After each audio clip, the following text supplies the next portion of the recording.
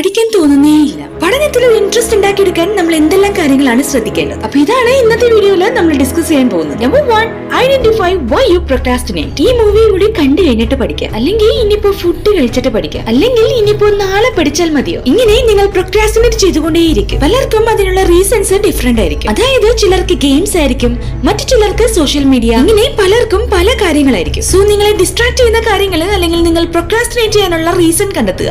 Then അത് avoid ചെയ്യാനുള്ള solution find ചെയ്യുക, അത് ഇംപ്ലിമെന്റ് ചെയ്യുക. Number 2, decide why you study. നിങ്ങൾ എന്തിനാണ് പഠിക്കുന്നത്?